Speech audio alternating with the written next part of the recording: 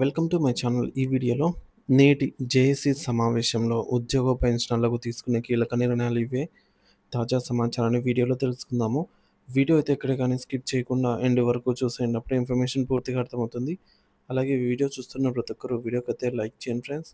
ఈ వీడియోని తోటి ఉద్యోగ పెన్షనర్ మిత్రులతో అయితే షేర్ చేయండి. కొత్తగా మన ఛానల్ చూస్తున్నారు, ఇంకా ఎవరైనా సబ్స్క్రైబ్ చేసుకోకుంటే వెంటనే మన ఛానల్ని సబ్స్క్రైబ్ చేసుకోండి. దీని ద్వారా నేను చేసే లేటెస్ట్ వీడియోస్ అన్నీ మీ వరకు రీచ్ అవుతాయి. ఇక ఆలస్యం చేయకుండా వివరాల్లోకి వెళ్ళిపోదాము. ఫ్రెండ్స్, ఇక విషయానికి వచ్చినట్లయితే ఉద్యోగుల సమస్యలపై ప్రభుత్వం కసరత్తు. నేడు జాయింట్ సాఫ్ట్ కౌన్సిల్ సమావేశం. పీఆర్సీ, ఐఆర్డీఏ బకాయిలే ప్రధాన ఎజెండా. ఆంధ్రప్రదేశ్ ప్రభుత్వ ఉద్యోగుల సమస్యల పరిష్కారంలో ఒక కీలక ఘట్టానికి తెరలేవనుంది.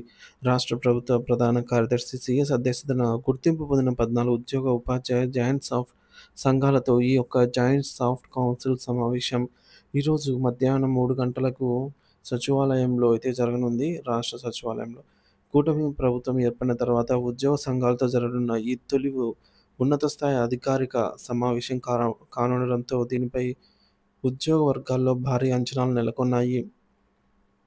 ఈ సమావేశాన్ని కేవలం మొక్కుబడిగా కాకుండా పక్కా ప్రణాళికతో నిర్వహించడానికి ప్రభుత్వం ఇప్పటికే విస్తృతమైన కసరత్తు పూర్తి చేసింది.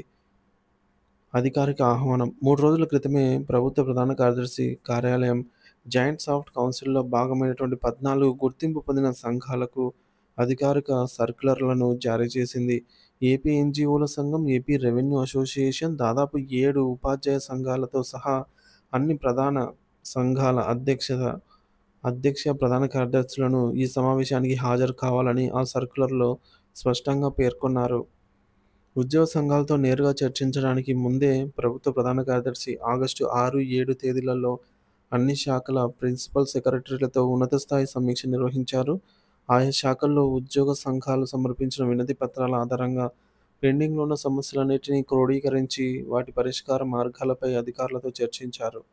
ఈ కసరత్తు వల్ల నేటి సమావేశంలో ఉద్యోగ సంఘాలు లేవనెత్తే అంశాలపై ప్రభుత్వానికి ఇప్పటికే పూర్తి అవగాహన ఉంది. ఇది చర్చల ఫలప్రదం చేయడానికి ఎంతగానో దోహదపడుతుంది. జాయింట్ సాఫ్ట్ కౌన్సిల్ ప్రాముఖ్యత ఏంటి? జాయింట్ సాఫ్ట్ కౌన్సిల్ అనేది కేవలం ఒక సమావేశ వేదిక కాదు. ఇది ప్రభుత్వానికి మరియు ఉద్యోగ వర్గాలకు మధ్య వారధిగా పనిచేసే ఒక రాజ్యాంగబద్ధమైన అధికారిక యంత్రాంగం. దీని ముఖ్య ఉద్దేశాలు చూసుకున్నట్లయితే ద్విముఖ సంప్రదింపుల వేదిక. ఉద్యోగులు తమ సంప్రదింపులను, విజ్ఞప్తులను నేరుగా ప్రభుత్వ ఉన్నతాధికారుల దృష్టికి తీసుకురావడానికి ఇది ఒక నిర్మాణాత్మక వేదికనైతే అందిస్తుంది. విశ్వాసాన్ని పునరుద్ధరించడం. ప్రభుత్వ విధానాలపై ఉద్యోగుల్లో నమ్మకాన్ని, విశ్వాసాన్ని పెంపొందించడానికి, అపోహలను తొలగించడానికి ఈ సమావేశాలు దోహదపడతాయి. సమస్యల శాంతియుత పరిష్కారం. ఉద్యోగుల డిమాండ్లను చర్చల ద్వారా సామరస్యపూర్వకంగా పరిష్కరించుకోవడం ద్వారా ఉద్యమాలకు, సమ్మెలకు ఆస్కారం లేకుండా చూడటం దీని ప్రధాన లక్ష్యం. ప్రభుత్వ చొరవ మరియు లక్ష్యాలు. నూతన ప్రభుత్వం ఏర్పడిన తర్వాత ఉద్యోగి స్నేహపూర్వక పరిపాలన అందించాలనే తమ నిబద్ధతకు అనుగుణంగా ఈ సమావేశాన్ని ఏర్పాటు చేస్తోంది ప్రభుత్వ సాధారణ పరిపాలనా శాఖ ఆధ్వర్యంలో గుర్తింపు పొందిన అన్ని ఉపాధ్యాయ పెన్షనర్ల సంఘాలు అయితే హాజరు కానున్నాయన్నమాట. పెండింగ్లో ఉన్న ప్రతి సమస్యను కూడా సానుకూల దృక్పథంతో పరిశీలించి నిర్దిష్ట కాలపరిమితిలో పరిష్కార మార్గాలను అన్వేషించాలని అయితే ప్రభుత్వం భావిస్తోంది. ఇకపోతే సానుకూల వాతావరణంలో చర్చలు. గత ప్రభుత్వ హయాంలో నిలిచిపోయిన అనేక ఆర్థిక ప్రయోజనాలను ప్రస్తుత ప్రభుత్వం అధికారంలోకి వచ్చిన వెంటనే పరిష్కరించడం గమనార్హం.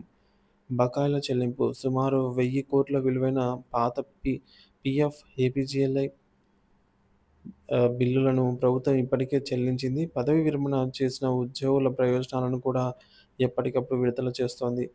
ప్రక్రియల వేగవంతం. ప్రస్తుతం పీఎఫ్, ఏపీజీఎల్ఐ లోన్లకు దరఖాస్తు చేసిన వెంటనే నగదు జమ అవుతుండడం ఉద్యోగులకు ఊరటనిస్తోంది. సిపిఎస్ సమస్యల పరిష్కారం. అనేక ఏళ్లుగా పెండింగ్లో ఉన్న సిపిఎస్ మిస్సింగ్ క్రెడిట్లను ఉద్యోగుల ఖాతాల్లో జమ చేయడం ద్వారా ప్రభుత్వం తన చిత్తశుద్ధిని చాటుకుంది. ఈ సానుకూల చర్యల నేపథ్యంలో తమ ప్రధాన డిమాండ్లపై కూడా ప్రభుత్వం సానుకూలంగా స్పందిస్తుందని ఉద్యోగ సంఘాలు ఆశిస్తున్నాయి. ప్రధాన ఎజెండా. ఆర్థిక డిమాండ్లపైన అందరి దృష్టి. నేటి సమావేశంలో ఆర్థికేతర సమస్యలపై కూలంకషంగా చర్చించనున్నారు. అయితే అన్ని సంఘాలు ఏకతాటిపైకి నిలిచి ప్రధానంగా 3 కీలక ఆర్థిక డిమాండ్లను ప్రభుత్వం దృష్టికి తీసుకురానున్నాయి. ఇందులో మొదటిది నూతన పీఆర్సీ కమిటీ ఏర్పాటు. 11వ పీఆర్సీ కాలపరిమితి ముగిసినందున తక్షణమే 12వ పీఆర్సీ సంఘాన్ని ఏర్పాటు చేయాలనేది ప్రధాన డిమాండ్‌గా అయితే ఉంది. ఇక రెండవది మధ్యంతర భృతి ప్రకటన. ఐఆర్ ప్రభుత్వం అధికారంలోకి వచ్చిన వెంటనే ఐఆర్ ఇస్తామని హామీ ఇచ్చింది. నూతన పీఆర్సీ అమలుకు సమయం పట్టే అవకాశం ఉన్నందున ఉద్యోగులకు తక్షణ ఉపశమనంగా మెరుగైన ఐఆర్ ప్రకటించాలని సంఘాలు గట్టిగా కోరనున్నాయి. ఇక డీఏ, డీఆర్ బకాయిల విడుదల. పెండింగ్‌లో ఉన్న ఈ 3 కరువు భత్యం డీఏ, డీఆర్ బకాయిలను వెంటనే విడుదల చేయాలని డిమాండ్ చేయనున్నారు. తదుపరి కార్యాచరణ మరియు అంచనాలు. ఈ సమావేశం ఉద్యోగుల సమస్యల పరిష్కార ప్రక్రియకు ఒక నాంది మాత్రమే. నేటి చర్చల సారాంశాన్ని, ఉద్యోగ సంఘాల డిమాండ్లను ప్రభుత్వ ప్రధాన కార్యదర్శి క్రోడీకరించి ప్రభుత్వానికి నివేదిక సమర్పిస్తారు. సో, ఆర్థికపరమైన అంశాలపై తుది నిర్ణయం ముఖ్యమంత్రి స్థాయిలో జరగాల్సి అయితే ఉంటుంది. సూపర్ సిక్స్ హామీలను ఒక్కొక్కటిగా అమలు చేస్తున్న ప్రభుత్వం ఉద్యోగులకు ఇచ్చిన హామీలను కూడా నెరవేర్చే దిశగా అడుగులు వేస్తోందని ఈ సమావేశం సూచిస్తోంది. నేటి చర్చల అనంతరం త్వరలోనే మంత్రులతో లేదా నేరుగా ముఖ్యమంత్రితో మరో సమావేశం జరిగి పీఆర్సీ, ఐఆర్‌డీఏ బకాయిలపై స్పష్టమైన ప్రకటన వెలువడుతుందని ఉద్యోగ వర్గాలు గట్టిగా అయితే నమ్మకంతో ఉన్నాయి.